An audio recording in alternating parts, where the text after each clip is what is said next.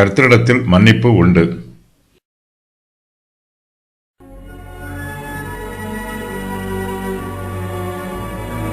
ஆரோகண சங்கீதம்.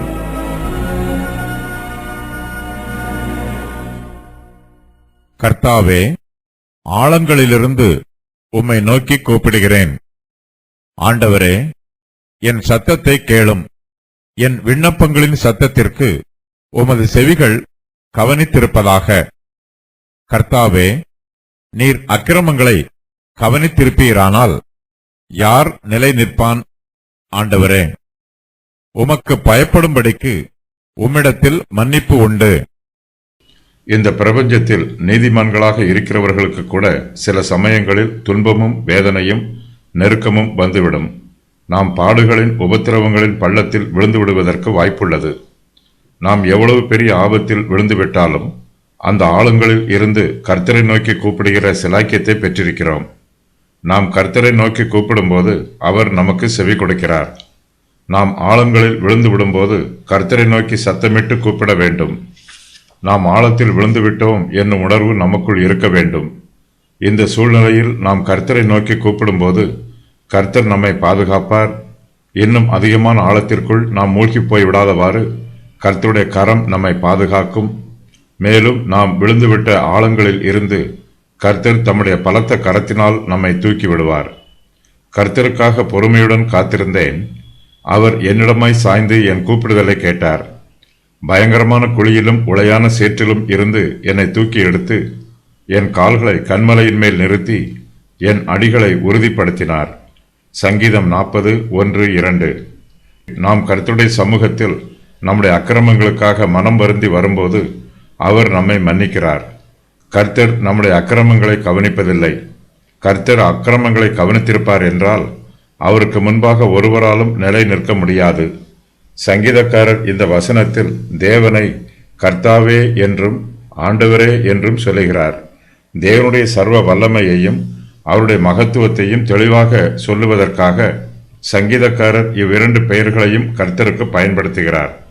கர்த்தர் மகிமையும் மகத்துவமும் உள்ளவர், நீதியாய் கிரியை நடப்பிக்கிறவர், தமக்கு பயந்து ஜீவிக்கிறவர்களுக்கு நன்மை செய்கிறவர், தமக்கு விரோதமாய் கலகம் பண்ணுகிற துன்மார்க்கரை தண்டிக்கிறவர். நம்முடைய சுய நீதியினால் நம்மால் கர்த்தருடைய சமூகத்திற்கு முன்பாக நீதிமான்கள் ஆக முடியாது. நாம் எல்லோருமே குற்றம் செய்தவர்கள், எல்லோரும் பாவம் செய்து ஏகமாய் கெட்டுப்போயிருக்கிறோம். கர்த்தர் தம்முடைய நீதியின் பிரகாரமாய் நம்மை பார்க்கும்போது நாம் கர்த்தருடைய கோபத்திற்கும் ஆக்கினை தீர்ப்புக்கும் பாத்திரவான்களாய் இருப்போம்.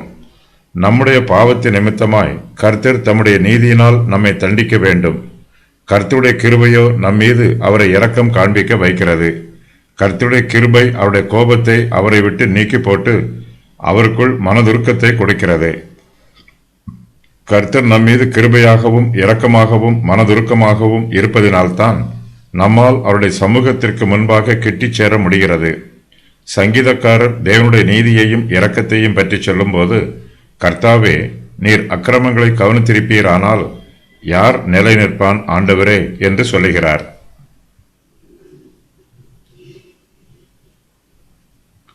நாம் தேவனுடைய சமூகத்திற்கு முன்பாக வரும்போது நமக்குள் சமாதானமும் ஆறுதலும் பெருகுகிறது.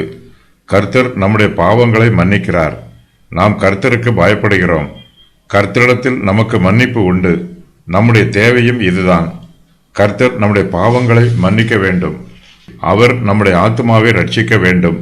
நம்முடைய பாவங்களில் இருந்து நாம் மனம் திரும்பும்போது நம்முடைய இரட்சகராகிய இயேசு கிறிஸ்து நம்முடைய பாவங்களை மன்னிக்கிறார். இது கர்த்தருடைய வாக்குத்தத்தம். கர்த்தராகிய இயேசு கிறிஸ்து நமக்காக தம்மையே பாவ நிவாரண பலியாக ஒப்புக் கொடுத்தார். நம்முடைய பாவங்களை மன்னிப்பதற்காக கர்த்தர் தம்மையே கிருபாதார பலியாக ஒப்புக் கொடுத்தார். நம்மை மீட்பதற்காக கர்த்தராகிய இயேசு கிறிஸ்து தம்முடைய சொந்த இரத்தத்தையே மீட்பின் கிரயமாக செலுத்தினார்.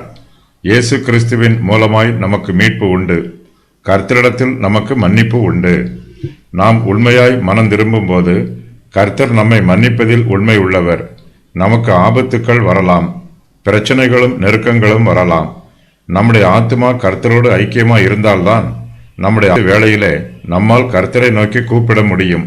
சங்கீதக்காரர் தன்னுடைய ஆபத்திலே கர்த்தரை நோக்கி கூப்பிடுகிறார். கர்த்தாவே, ஆழங்களில் இருந்து உம்மை நோக்கி கூப்பிடுகிறேன். ஆண்டவரே, என் சத்தத்தை கேளும். என் விண்ணப்பங்களின் சத்தத்திற்கு உமது செவிகள் கவனித்திருப்பதாக என்று கர்த்தரிடத்தில் சொல்லுகிறார். வருத்தப்பட்டு பாரம் சுமக்கிற எல்லோருமே கர்த்தரிடத்தில் வரலாம்.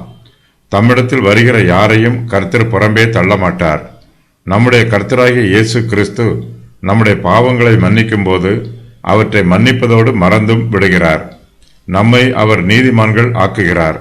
நாம் கர்த்தருடைய கிருபாசனத்திற்கு முன்பாக தைரியமாய் கிட்டிச் சேருகிற சிலாக்கியத்தை பெற்றுக்கொள்கிறோம். சங்கீதக்காரரின் பின்வாங்கி போன நிலைமை, அவனுடைய நிலைமை, அவனுடைய ஜெபம், அவனுடைய கேள்வி, அவனுடைய வாக்குத்தத்தம், அவனுடைய காத்திருப்பு, அவனுடைய நம்பிக்கை, அவனுடைய விசுவாசம். சங்கீதக்காரனின் விண்ணப்பங்கள். என் சத்தத்தை கேளும். என் விண்ணப்பங்களின் சத்தத்திற்கு உமது செவிகள் கவனித்திருப்பதாக. இஸ்ரவேல் கர்த்தரை நம்பி இருப்பதாக. உமது செவிகள் கவனித்திருப்பதாக என்னும் வாக்கியம் உருவகமா அல்லது உண்மையா என்று வெவ்வேறு விதமான கருத்துக்கள் உள்ளன. கர்த்தருக்கு உண்மையிலேயே செவிகள் உண்டு என்று ஒரு சிலரும், கர்த்தருடைய செவிகள் என்பது ஒரு உருவகமே என்று வேறு சிலரும் கூறுகிறார்கள். கர்த்தர் நமது பாவங்களை நோக்கி பார்ப்பார் என்றால் அவர் முன்பாக எந்த மனுஷனாலும் நிற்க முடியாது. அவர் நமது பாவங்களை தமது கிருபையினால் மன்னித்து நம்மை பாவம் செய்யாதவர்களைப் போல கண்ணோக்கி பார்க்கிறார். கர்த்தருடைய பார்வையில் நாம் பரிசுத்தவான்களாகவும் நீதிமான்களாகவும் இருக்கிறோம். நம்மிடம் கர்த்தருக்கு பயப்படும் பயம் இருக்க வேண்டும். தேவனுடைய சமூகத்தில் நாம் பயபக்தியோடு வர வேண்டும்.